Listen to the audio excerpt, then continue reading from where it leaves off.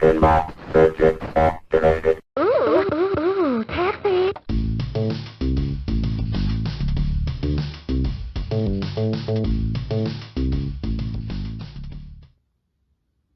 Hopefully this won't be too much of a potato cam, but I'm going to try and show you guys where we're starting on this playfield and kind of what some of the issues are that I'm trying to correct. So let me just kind of show you here with the light. Hopefully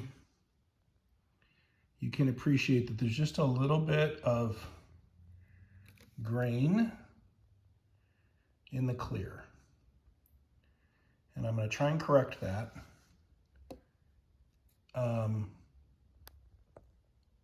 See that kind of waviness there? That's just the wood grain. Now, this playfield is about 3 years old, I think. I purchased it a while back. The other thing I'm going to try and show you again is this little spot on Marilyn's foot. You can see it right there. So that was a pinhole in the clear. And I tried to fill it with some dropper clear a couple years ago, and it just didn't work very well. So I'm gonna try and fix that as well. So the first step for this, and I'm gonna be honest with everyone, that I have never cleared a playfield before. So this is all new to me. This is my playfield, so if I screw it up, it's my problem. So the first thing I'm gonna do is I have some 600 grit wet dry sandpaper that I've loaded onto my sanding block, okay?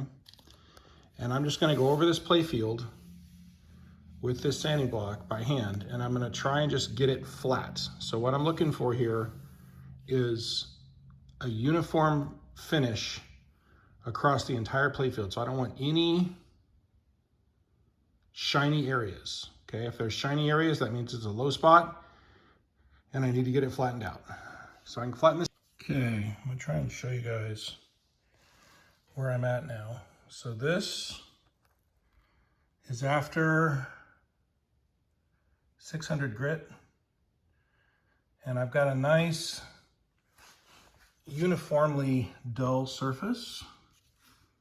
There are a couple of little shiny streaks, so you can see right there, that I may go back and try and hit just a little bit more. But you can see this center area that was very streaked is now flat. The Maryland area, where that repair was, you can see there's still a pinhole, which I'm gonna try and color match and fill. But Maryland otherwise is now flat. I did get the rest of the playfield sanded down, so we're in good shape. The only thing that's left to do now is in these areas here, I'm just gonna hit that with a green Scotch-Brite pad just to rough this clear up. I don't care if it's flat or not. I just want the clear to be able to stick, and then I'm also gonna sand back the clear in this shooter lane. And actually, I'm gonna deepen it slightly. That's one thing I saw on a High-End Pins taxi restoration. He said that he feels that this shooter lane on the CPRs is shallower than the original, and it can cause some issues with dialing in the skill shot. So I'm gonna go ahead and just deepen that a tiny touch to see if we can avoid that problem. So what I've done is I took 220 grit sandpaper and a 22 millimeter long socket, and I just chose that because that was about the right circumference there to match the playfield, the shooter lane groove pretty well. And I took it down to where it's a little deeper. I measured my original, and it was about a 4 millimeter difference between the depth of the thickness of the entire playfield and the thickness at the bottom of the shooter lane. So I made that 4 millimeters, so that's now correct and the same as my original. And it actually, I had to take off a decent amount of material. It was probably 2 millimeters too shallow, I would say, on this CPR. So now what I'll do is I'm just gonna finish sand that with some 400 grit and then 600 grit just to bring it up to the same grit as the rest of the playfield and get ready to clear. Here's what I'm gonna be using for clear coating. I've got some measuring cups that were free from the clear coating shop. That was nice. We've got this Advantage 190 wax and grease remover. This is one, I probably won't need to use it very much on this taxi playfield because it's brand new, but if you're trying to clear coat used playfields, you really need to use this and clean off all the wax and oils and stuff off that playfield or you'll get fish eyes. We have some lacquer thinner. All right, that is to clean your airbrush after you're done clearing. I've got naphtha. This is a really good solvent as a final clean, and also it'll give you an idea when you're doing touch-ups and such of what the clear is eventually gonna look like. Now this stuff, I am not sure if I'm gonna use. This is actually fisheye eliminator, and I went to a seminar at Texas Pinball Festival about clear coating and playfield restoration, and he uses this, but this stuff has kind of fallen out of favor. And the thing is that it will help eliminate fish eyes, but the problem is once you start using it, you have to continue using it because it'll contaminate your gun and your spray tent and everything, and you'll end up with fish eyes if you don't use this from the eliminator itself. So I'm gonna try and not use this at first, and then we'll see what happens. The clear coat I'm going with is Advantage 545P, and then that's the activator for it, which is 547. You can see it says for use with 545P, premium clear coat only. Now, why did I choose this one? Well, honestly, it's because this is what Kerry Hardy used when he clear coated his hook the second time. And he seemed to like the way it laid down. So there's a bunch of different manufacturers of clear coat. I'm gonna try this one. This is what the English Color and Supply had. So I just got a quart of it, which I'm hoping will be enough to clear 2 or 3 playfields. And we're gonna try that and see. I reserve the right to change clear coats in the future. These are some wire brushes to clean out all the holes and such in the playfield before you clear, to get all of your sanding, dust, and everything out of there. I've got tack cloths.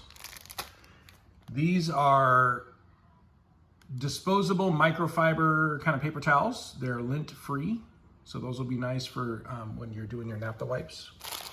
This is the bunny suit for the clear coating for you to wear. I'm using this 3M mask. This is an expensive one, but I went ahead and got the full face one because this clear is nasty stuff and you do not want to be breathing this stuff in. You don't want to get it in your eyes. You don't want to have it absorbed through your eyes. So this mask was about 180 bucks on Amazon, but I think it's worth it if I don't get cancer. And then the gun I'm going to use, this is a little bit of a experiment. I've never used this gun before. This is the Innocraft Drizzle LVLP spray gun. And this gun is it's getting a lot of very good reviews online from people that are doing clear coating for automotive uses and such.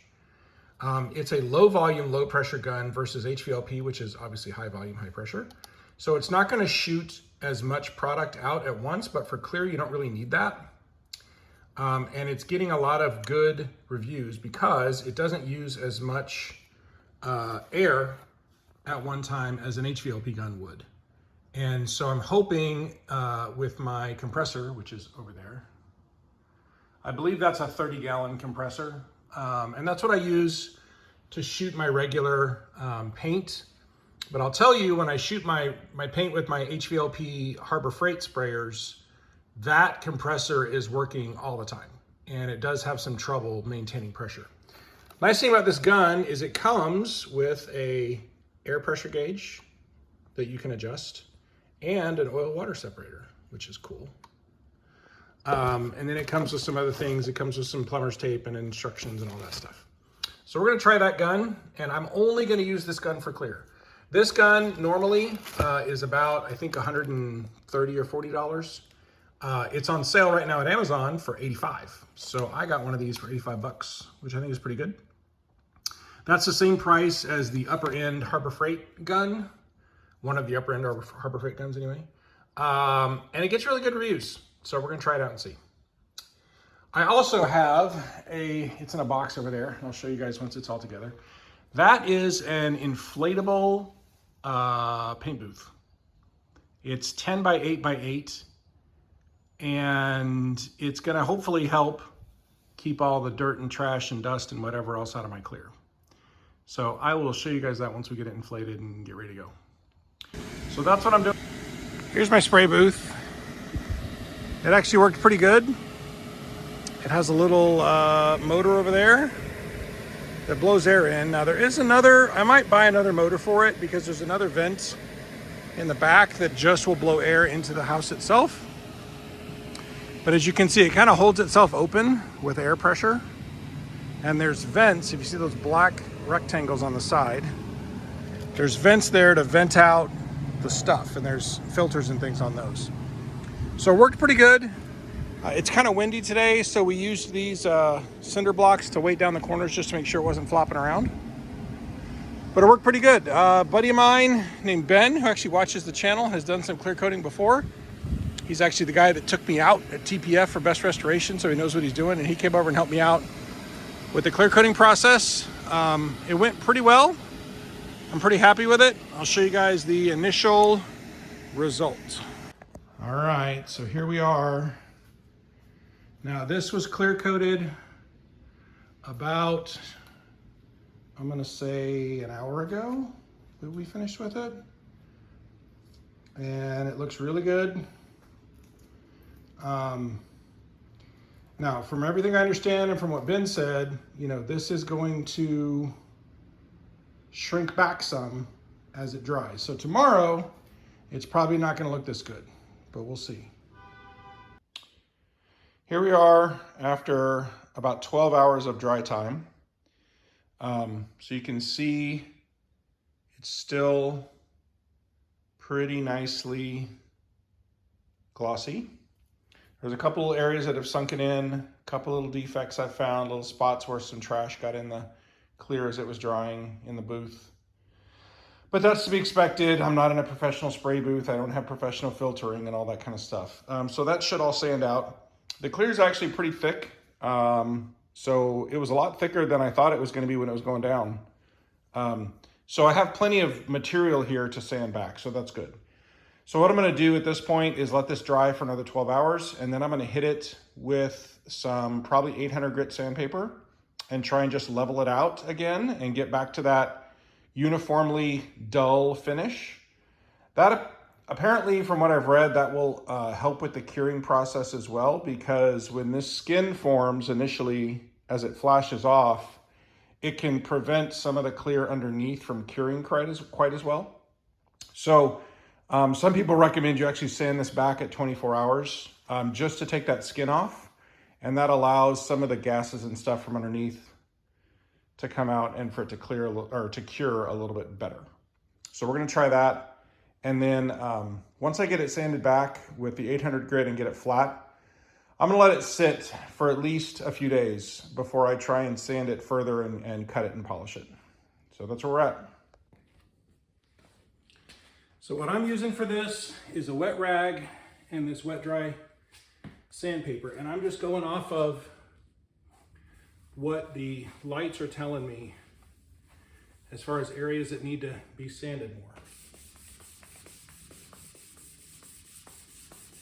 And it's interesting because you kind of start to get some drag on the